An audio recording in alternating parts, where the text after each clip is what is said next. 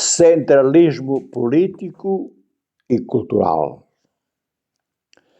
Ciente por estudos do centralismo político e administrativo decorrente da reforma dos forais manuelinos levada a efeito por Dom Manuel I e da classificação dos ofícios feita pelos nossos humanistas de 500 em artes liberais e artes servis,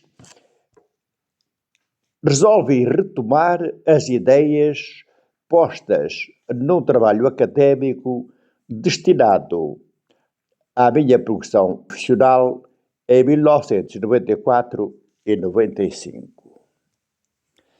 Direi, pois, que esta divisão justifica bem esta minha atitude de rejeição do centralismo político, administrativo e cultural. Respalda a injustiça que classifica os habitantes da cidade como homens cultos, civilizados, de trato urbano, e os homens do campo como provincianos, rústicos e boçais. Essa de Queiroz, Almeida Garrett e Camilo Castelo Branco, e também Aquilino Ribeiro e tantos outros, transportaram este lenhador da Floresta das Letras, que sou eu, para o século XVI. E além da reforma dos forais feita por Dom Manuel, e bem assim a divisão dos ofícios em artes liberais e artes servis, este lenhador da Floresta das Letras, dizia eu, de podão em punho, oriundo das artes servis, entrou na floresta dos escritores bucólicos da época para destacar o poema Antes que o Sol se Levante, de Francisco Rodrigues Lobo, 1574-1622, um dos maiores expoentes do pastoralismo da literatura portuguesa, segundo os críticos, e associar à sua visão idílica do campo, vista da cidade,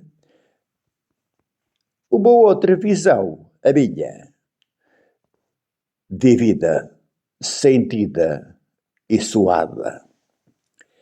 Ele, lá na cidade, usando pena e tinta, sentado numa secretária, não sei de que estilo, cantou as belezas do campo e os encantos à sua maneira urbana. Este lenhador da Floresta das Letras, oriundo das artes servis, de podão em punho, desenrola o pergaminho das memórias, lê toda a poesia medieval e renascentista, toda a literatura bucólica e idílica, ao mesmo tempo que vê o pastor, cajado na mão, lábios em bico, a assobiar música sem pauta, vê o poético voo da cotovia a rasgar o céu na vertical, vê a amarela poesia do tojo sempre agressivo, verso agressivo, vê e ouve a natureza toda em seu redor, uma orquestra de cores e aromas que nunca chegaram a qualquer poeta bucólico de 500, cuja obra dá corpo às antologias literárias lidas e estudadas por estudantes de liceus e universidades.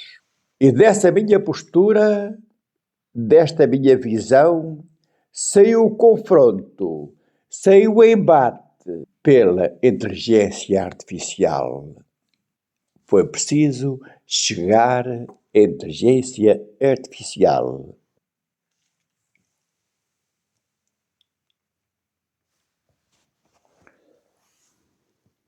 Vida do campo. Francisco Rodrigues Lobo.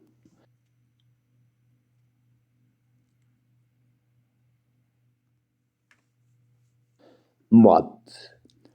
Antes que o sol se levante, vai violante ver seu gado, mas não vê o sol levantado, quem vê primeiro, violante.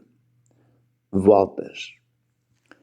É tanta a graça que tem, com uma touca mal em volta, manga de camisa solta, faixa pregada ao desdém, que se o sol a vir diante, quando vai mugir o gado, ficará como eliado ante os olhos de violante. Descalça, às vezes se atreve, ir em mangas de camisa. Se entre as ervas a neve pisa, não se julga qual é neve. Duvida o que está adiante, quando a vê mugir o gado, se é tudo leite amassado, se tudo as mãos de violante. Se acaso o braço levanta, porque a beatilha encolhe, de qualquer pastor que a olhe, leva a alma na garganta. E ainda que o sol se levante, a dar graça e luz ao prado, já violante lhe tem dado, que o sol tomou de violante. Francisco Rodrigues Lobo, século XVI. Eis agora a minha visão. Antes que o sol se levante, saem dos jogados para a serra. São os costumes da terra que vêm de tempos distantes. Trabalhos e mais trabalhos, como se fôssemos condenados. É assim por todos os lados, entre preces, pragas e ralhos. Compadecido, o sol se deita, para a todos dar descanso. No dia seguinte é outro tanto, sempre a repetida receita. E decorreram séculos assim, sempre a noite atrás do dia. Tema de perfumada poesia que só a suor me cheira a mim. Fosse eu um poeta inspirado, só de papel, caneta e tinta, ignorasse o peso do arado, do ancinho e da forquilha, tanta noite e tanto dia, que da minha pena sairia obra mais perfumada e distinta.